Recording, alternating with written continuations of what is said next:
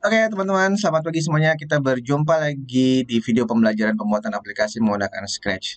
Nah, di pertemuan yang lalu teman-teman kita udah belajar membuat berbagai macam aplikasi menggunakan mengimplementasikan konsep AI ya, atau artificial intelligence seperti pendeteksian image dan pendeteksian suara. Nah, kali ini ada satu lagi teman-teman project yang akan kita pelajari yaitu post project.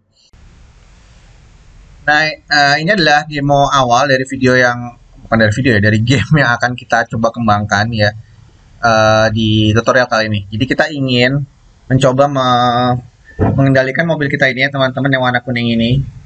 Ketika nanti ada mobil yang lain datang dari arah yang berlawanan di posisi yang sama, di jalur yang sama, berarti kita harus menghindar.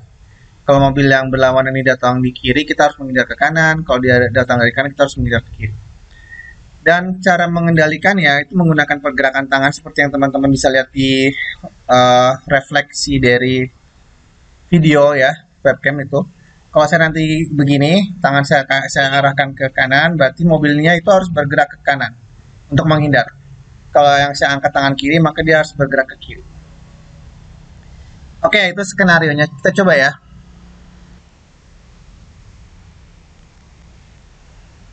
Nah, ini ke kanan. Oh, nah, kebetulan mobilnya datang dari arah kanan, jadi kita tidak perlu menghindar ya teman-teman. Nah, ini mobilnya dari arah kiri, kita harus menghindar. Nah, itu. Lalu dan seterusnya seperti itu ya teman-teman. Nah, ini ada di kanan, kita harus menghindar ke kiri agar tidak terjadi tabrakan. Oke, kurang lebihnya gitu ya, game-game yang bukan game-game. Jadi game yang akan kita kembangkan dalam video tutorial kali ini. Mudah-mudahan teman-teman tertarik dengan apa namanya dengan tutorial kali ini. Silakan menyaksikan eh, tutorial selanjutnya ya teman-teman.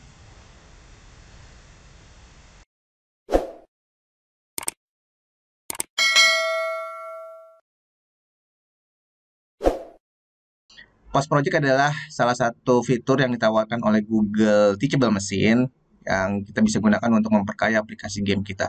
Nah, sebelum kita buat gamenya di Scratch, ada baiknya kita buka dulu Google Teachable Machine ya untuk melihat fitur dari Post Project tersebut.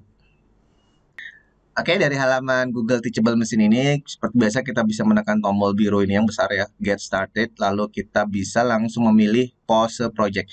Nah, dua fitur yang ada di sebelah kiri ini udah kita pelajari ya teman-teman, Image Project baik itu audio project juga sudah kita pelajari. Dan bahkan kita sudah membuat project-project yang berkaitan dengan pengimplementasian image project dan audio project. Nah, kali ini adalah video terakhir teman-teman di tema Teachable Machine karena kita tinggal tersisa satu nih, Pose Project. Nah, apa sih itu Pose Project teman-teman? Saya zoom sedikit ya teman-teman biar bisa ngelihat gambar tengkorak di sini. Nah, di sini teman-teman bisa lihat ya, ada gambar skeleton atau tengkorak. Jadi, post project itu adalah sebetulnya kita berupaya capture gambar. Sama hampir mirip dengan image project, sama-sama meng-capture gambar.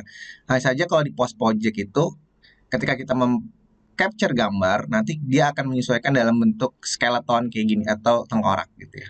Nah, sehingga project yang akan kita buat menggunakan fitur post project adalah eh, pengidentifikasian gesture ya, gesture tubuh kita yang ditandai dengan adanya persendian-persendian ini ya, dalam bentuk skeleton atau tengkorak. Coba kita langsung buka aja seperti itu ya. Dan di sini akan loading sebentar ya teman-teman.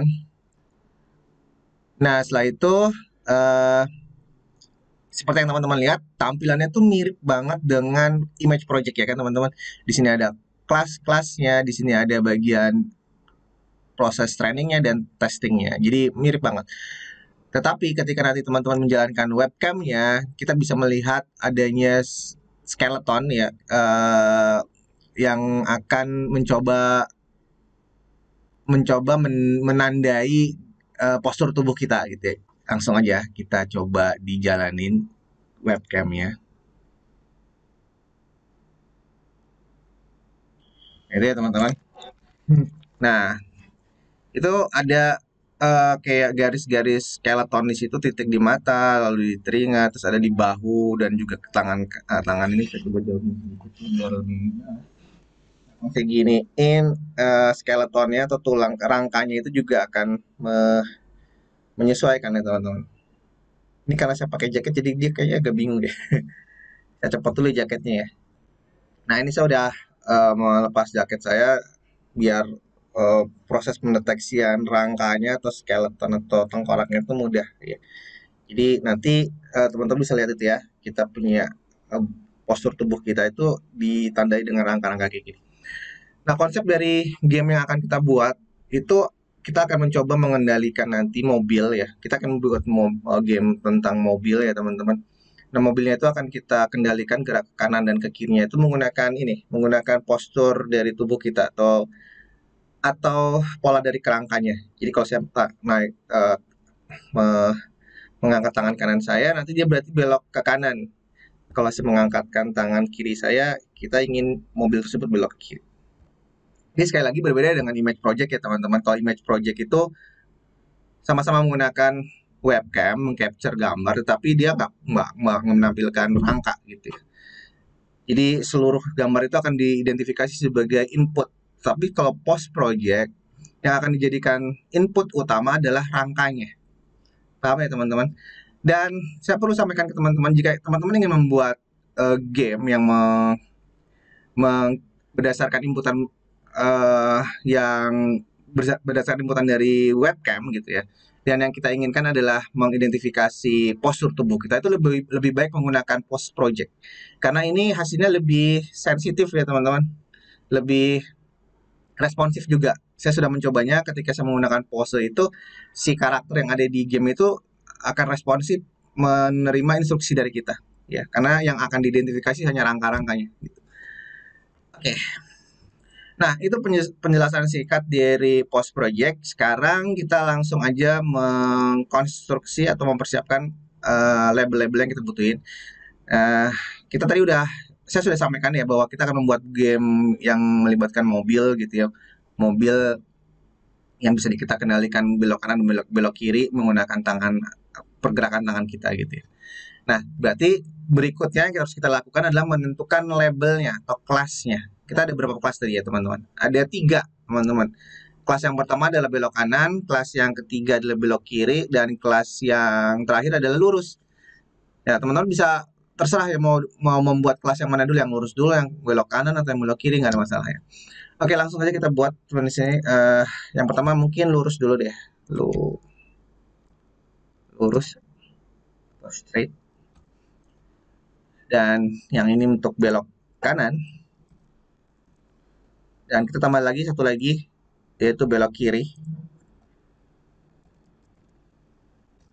Nah, sehingga di sini saya sudah menyiapkan 3 buah kelas. Saatnya sekarang mengcapture skeletonnya. Jadi teman-teman silakan posisikan webcamnya atau kameranya gitu ya, baik itu menggunakan webcam atau kamera eksternal terserah gitu ya. Yang penting teman-teman harus posisikan kameranya agar skeletonnya itu tercapture dengan baik gitu ya. Jadi coba-coba aja dulu gitu ya. Nah, mungkin saya segini cukup deh ya. Oke. Nah, saya akan mengcapture gambar ini sebanyak kurang lebih 200 gambar sebagai sampelnya gitu ya. Saya langsung menekan tombol biru ini ya untuk memulai mengcapture gambarnya. Ini untuk yang lurus.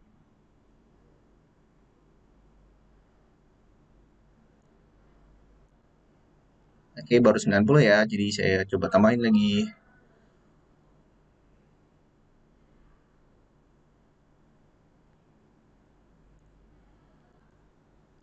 30 lagi teman-teman.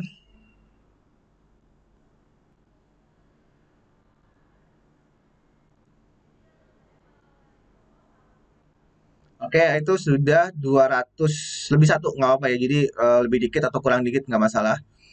Baik, proses pengcapturean gambar untuk yang lurus sudah kita lakukan. Berikutnya saya akan beralih untuk yang belok kanan.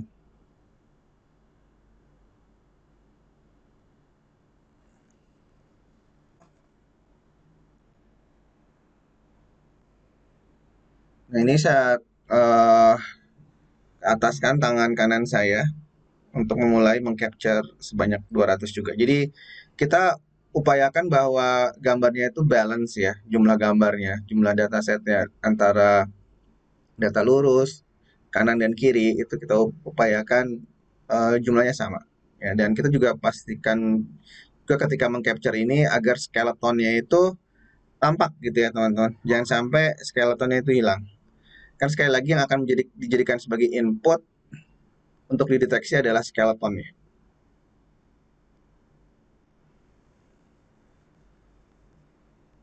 Oke, nah tadi kebanyakan ya 260 sekian gitu. Jadi saya hapus beberapa jadi untuk menyamakan dengan yang atasnya 201 gitu ya. Nah, sekarang kita ke bagian yang terakhir yaitu untuk belok kirinya. Saya angkat juga tangan kiri saya untuk mulai mengcapture belok kirinya.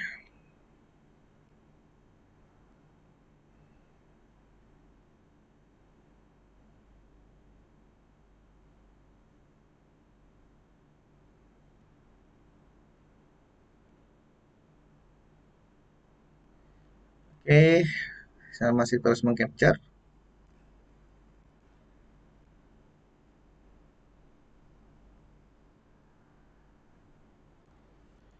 Oke, setelah semuanya di capture ya baik itu untuk gambar yang lurus ataupun kanan dan kiri. Nah, saatnya kita melakukan proses training ya teman-teman. Di sini saya akan melakukan proses training. Terlebih dahulu saya akan menentukan jumlah iterasinya atau epoch. Di sini saya naikin jadi 100 ya. Oke, lalu kita lakukan proses training. Dan teman-teman, ini akan membutuhkan waktu cukup lama ya. Dan juga ketika proses training ini berjalan, kita tidak boleh meninggalkan tab ini. Di sini ada peringatannya, don't switch tabs. Jadi kita harus memastikan bahwa selama proses training ini berjalan, kita tidak memindahkan tab. Oke, karena ini akan membutuhkan waktu sedikit lama, jadi videonya akan saya pause ya teman-teman. Nanti saya akan kembali lagi setelah proses trainingnya selesai. Oke ya teman-teman, ini proses trainingnya sudah selesai. Seperti yang teman-teman lihat di layar gitu ya. Dan kita sudah masuk ke fase testing. Jadi di sini adalah fase penyiapan data, di sini adalah fase training dan modeling gitu ya. Di sini adalah testing. Nah, seperti yang teman-teman lihat di bagian testing di sini, dia sudah mendeteksi bahwa pose saya itu sedang lurus gitu ya. Artinya tidak tidak kanan atau kiri. Dan ini adalah tepat ya, berarti prediksinya tepat karena saya tidak sedang mengangkat tangan kanan atau tangan kiri. Nah, mari kita coba ketika saya mengangkat tangan kanan, nah itu dia juga mendeteksinya adalah kanan, berarti tepat ya. Dan ketika saya mengangkat tangan kiri, yang terdeteksi juga adalah kiri. Nah, sehingga kita bisa berasumsi bahwa model yang kita siapkan itu sudah akurat gitu ya. Sehingga kita bisa masuk ke tahap berikutnya yaitu export model. Langsung lakukan ya, export model. Nah, teman-teman pastikan ketika di tahapan export model ini koneksinya lancar karena kita akan melakukan proses upload. Sini ya, tekan tombol upload my model, tunggu sampai prosesnya selesai. Nah, ini proses uploadnya sudah selesai. Dan setelah proses uploadnya selesai, kita bisa copy link ya, teman-teman ya, copy yang akan kita gunakan nanti link ini di program Scratch-nya.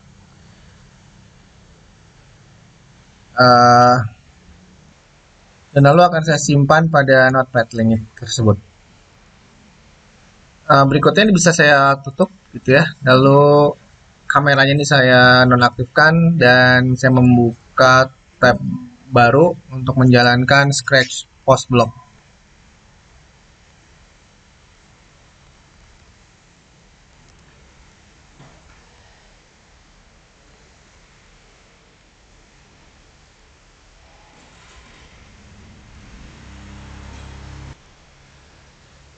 Nah, lalu kita jalankan link ini ya, teman-teman, kita akses linknya. Oke, baik ya. Sekarang kita sudah masuk ke program Scratch post blocknya ya teman-teman. Lalu yang akan kita lakukan berikutnya adalah mempersiapkan environment. Jadi seperti yang sudah disampaikan, kita akan membuat sebuah game uh, untuk mengendalikan mobil gitu ya. Saya akan hapus terlebih dahulu maskot ini gitu ya, atau sprite itu. Lalu saya akan tambahkan di sini, kalau salah ya, akan saya upload untuk menjadi backgroundnya, ada di desktop assets. Nah ini ya, akan menjadi jalan di mana nanti di sini akan kita letakkan mobil-mobilnya gitu ya teman-teman. Lalu saya akan coba atur dulu di bagian kostumnya ini ya teman-teman. Saya coba convert ke vektor agar saya bisa atur gambarnya untuk oke seperti ini ya. Lalu kita akan tambahkan juga untuk karakter mobilnya ya teman-teman. Nah, ini masih terlalu besar, kita akan coba sesuaikan ukurannya agar nggak sebesar ini, misalkan 45 dan mungkin 40 ya. Oke. Kita akan kendalikan dia untuk bisa belok ke kiri, lurus, atau ke kanan gitu ya, menghindari mobil yang datang dari arah yang berlawanan. Oke, sementara gini dulu aja. Nanti kita coba tambahkan sambil jalan gitu ya. Nah, kita akan menguji terlebih dahulu dari model yang sudah kita buat menggunakan tadi ya, Google Teachable Machine. Berikutnya kita akan dari sini ya teman-teman, kita akan melakukan proses menambah extension. Klik di sini, lalu Teachable Machine. Nah, berikutnya seharusnya kita sudah bisa melihat refleksi dari video kita. Nah, tapi saya cukup terganggu ya dengan adanya refleksi ini karena jadi gambar atau visual dari gamenya jadi nggak jelas gitu ya. Nah, saya akan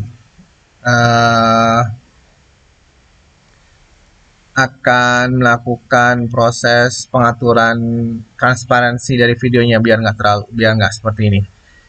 Jadi di bagian sini saya ulangi ya, tadinya belum ada ini. Di bagian sini event when flag click saya pilih, lalu saya pilih di sini di bagian teachable machine. Lalu di bagian video saya atur menjadi 95.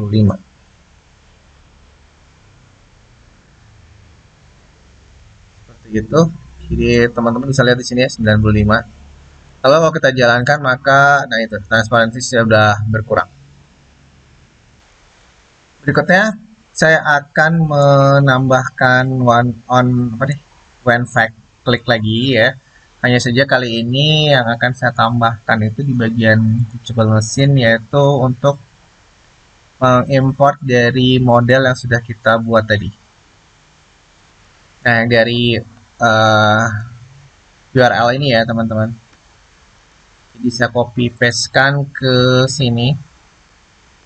Lalu akan saya jalankan lagi sampai nanti di sininya terdeteksi kelas-kelasnya.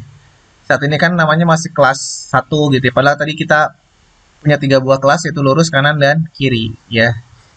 Nah, oleh karena itu maka kita harus panggil atau harus kita import terlebih dahulu model yang sudah kita buat tadi dengan cara melakukan run lagi.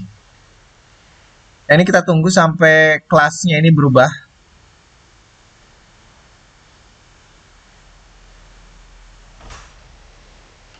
Ini kita tunggu sebentar. Nah, ini sudah terbaca ya, lurus, kanan, dan kiri.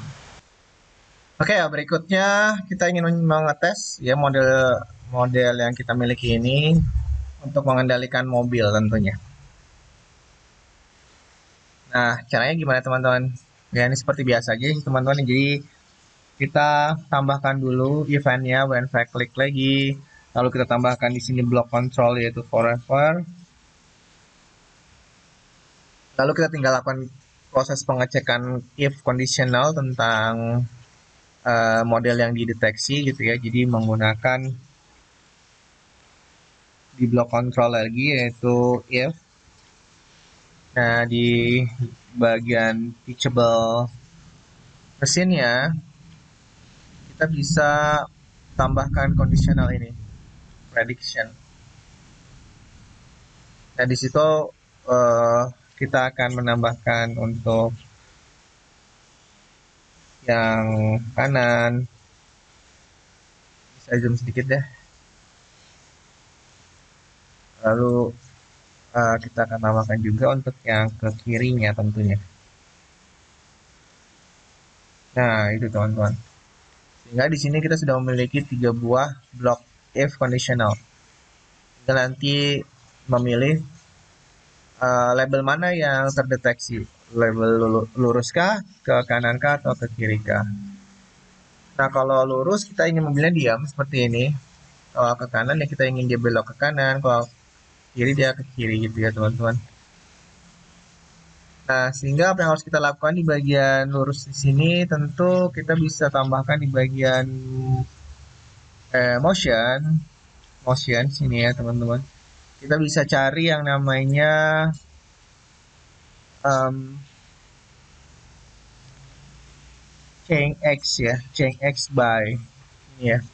Kalau untuk lurus berarti kita nggak ingin dia ke kanan atau ke kiri ya. Jadi kita beri nilai 0 saja. Sedangkan untuk yang kanan kita berikan nilai 5. Dan untuk yang kiri kita bisa berikan nilai minus 5. Seperti itu. Oke, kita coba ya teman-teman. Kita jalankan.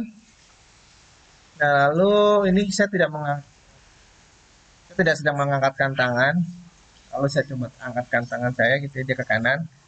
Lalu dia diam lagi, kiri. Nah, itu ya, jadi dia bisa belok kanan dan kiri sesuai dengan instruksi saya. Dengan cara mengangkat tangan kanan atau tangan kiri. Tapi ketika saya diam, dia akan diam juga atau lurus gitu ya, yang terdeteksinya. Oke, baik. Setelah kita berhasil menggerakkan mobil, langkah berikutnya adalah kita ingin menambahkan mobil yang datang dari arah yang berlawanan ya teman-teman. Dari arah yang berlawanan. Uh, Lalu juga kita akan menambahkan pohon yang berlalu lalang di pinggir jalan ini, biar ada kesan bahwa mobilnya ini sedang bergerak ke depan gitu ya. Tapi itu akan kita lakukan nanti di video tutorial yang part kedua ya. Karena ini sepertinya sudah terlalu panjang videonya, durasinya. Jadi saya akan akhiri, nanti kita akan sambung kembali di part yang kedua. Oke, sampai berjumpa kembali di video tutorial berikutnya teman-teman. Terima kasih. Wassalamualaikum warahmatullahi wabarakatuh.